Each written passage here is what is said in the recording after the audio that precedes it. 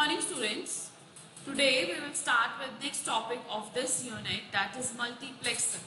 So students, in the last lecture we have started with the second unit of CS2, where we have studied different types of logic gates, and after logic gates we have studied about adder, what is half adder, what is full adder, and then what is subtractor, what is half subtractor, and what is full subtractor. Now this is the next topic of this unit, that is multiplexer. So what is multiplexer? So multiplexer is a circuit which has many inputs and it always provides single output. So look at the diagram. This is the circuit diagram of multiplexer. Look at the left hand side. There are so many inputs, so it has n inputs but single output. And in case of multiplexer, we also make use of selection lines, that is C1 and C0. You can give any name to the selection lines. So selection lines are used to select the particular type of input. So what is multiplexer? Multiplexer is a circuit which has many inputs and single output. Now we have different categories of multiplexers. We can design different types of multiplexers. So these are the names of the multiplexers: 2 into 1 multiplexer, 4 into 1 multiplexer, 8 into 1 multiplexer, 16 into 1 multiplexer. So these all are the different categories of multiplexers. Now next is, what is demultiplexer? Demultiplexer is the opposite of multiplexer. So as in the multiplexer we have studied that it has many inputs and single output, whereas in demultiplexer it has single input and multiple outputs. Hence the name of the circuit is demultiplexer, demux. So demultiplexer or demux accepts only one input and it gives many outputs. So look at the diagram. This is the diagram of 1 into 4 multiplexer, 1 is to 4 demultiplexer. So there is only one input and there are 4 outputs, and there are 2 selection lines, S1 and S0. So again selection lines are used to select the particular set. So we also have different types of demultiplexers. In the demultiplexers we have 1 is to 2, 1 is to 4, 1 is to 8 and 1 is to 16. So in the multiplexer we have studied 2 is to 1, 4 is to 1, 8 is to 1, 16 is to 1. So whereas in the demux we have opposite of multiplexer, that is 1 is to 2, 1 is to 4, 1 is to 8, 1 is to 16, because input always remain 1. So hence the reason is the name of all these demultiplexers are 1 is to 2, 1 is to 4, 1 is to 8, 1 is to 16. So that is demultiplexer. This is a basic diagram of both multiplexer and demultiplexer. So look at the multiplexer, there are many inputs and single output, whereas the demux there is only one input and multiple outputs. So with this, student, we have finished this topic, that is multiplexer and demultiplexers. You also have this topic in your practical part. So must watch your practical video which is based on multiplexers and demultiplexers. Next is encoder. What is encoder and decoder? So we have two basic terms in the digital circuits, that what is encoder and decoder.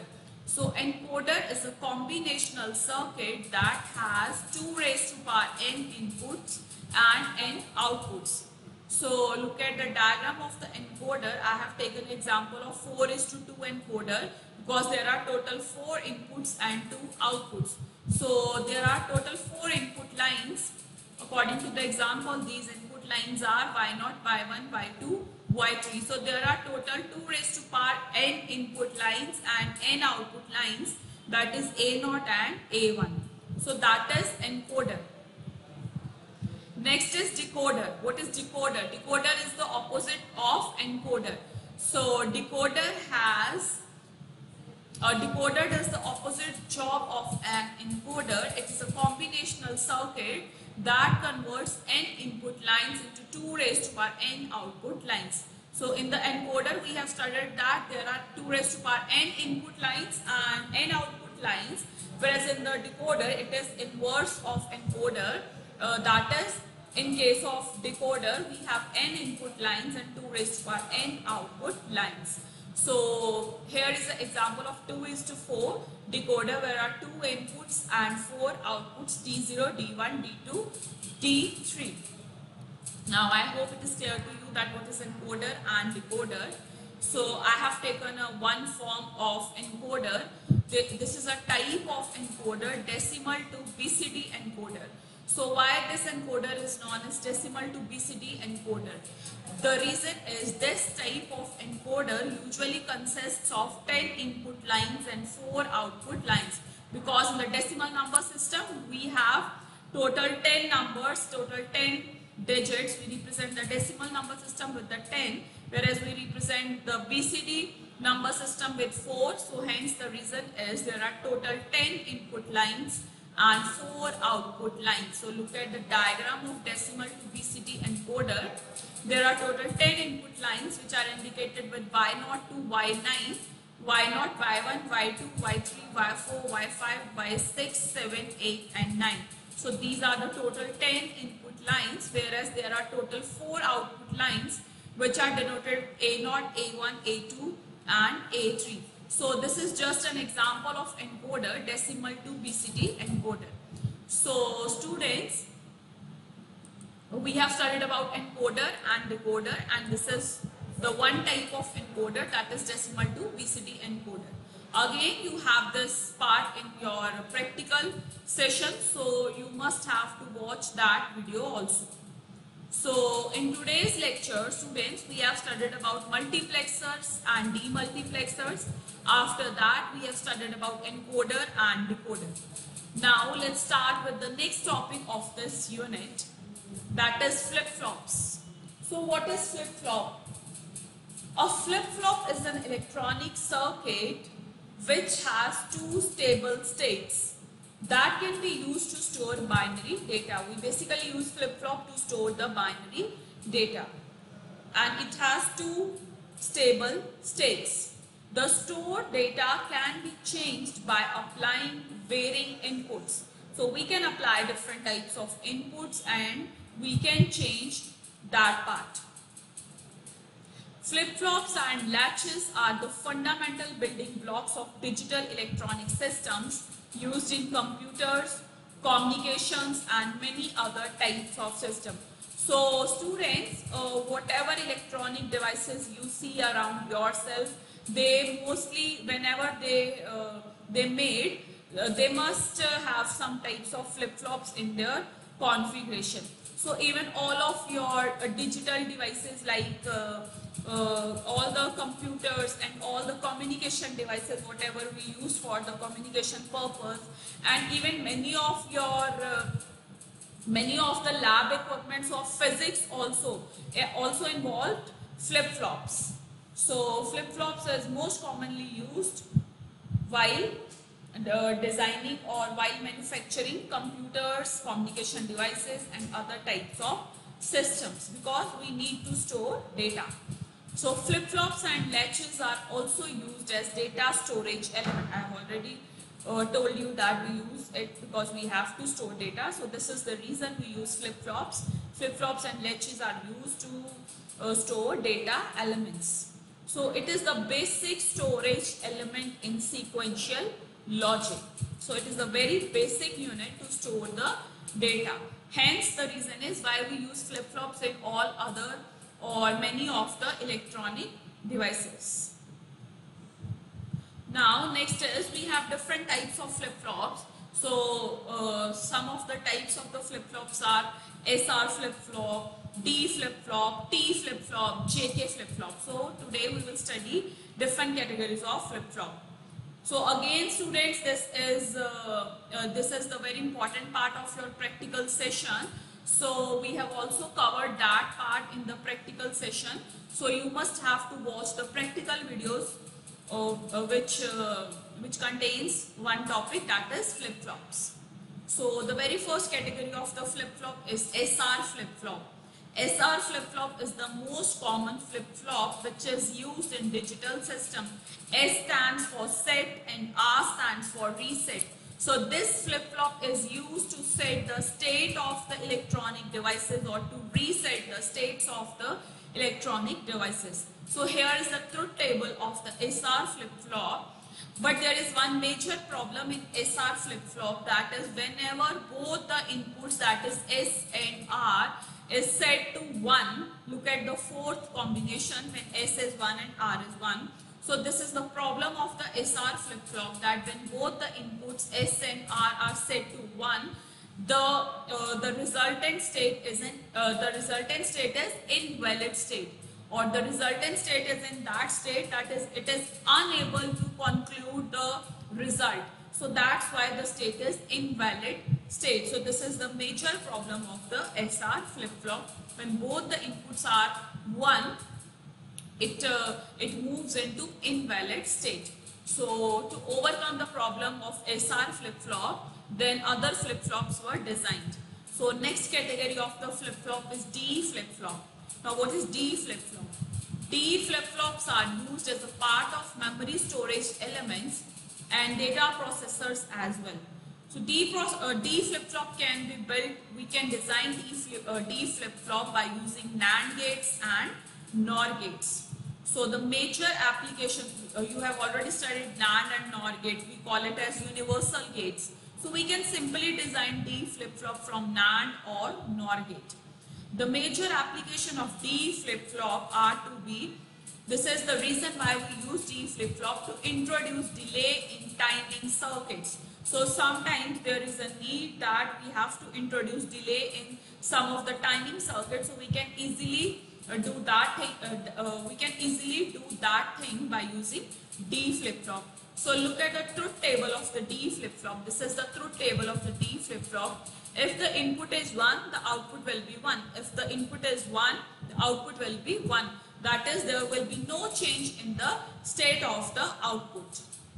Whatever input we will give, the output remains same.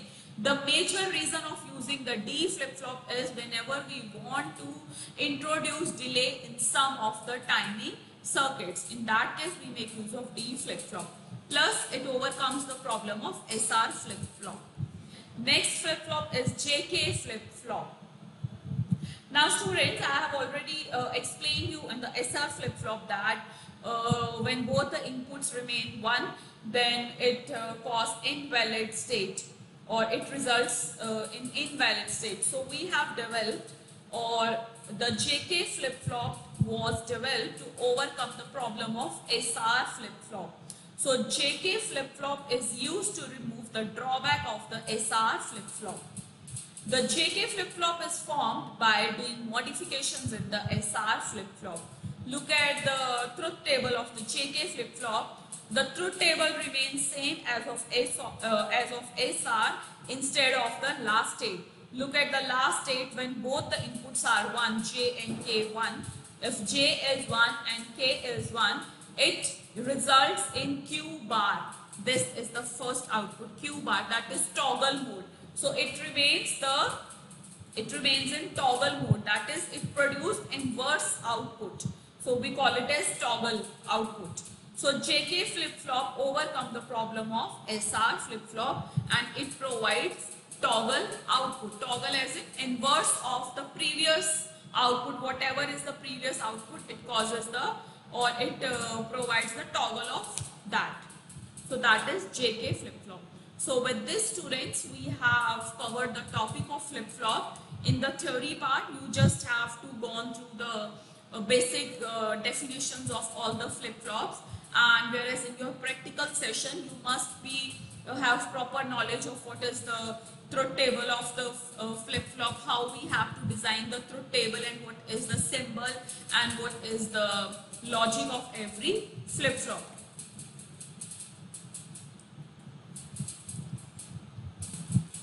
So that was all about flip-flops. Now let's move to next topic of this unit, counter.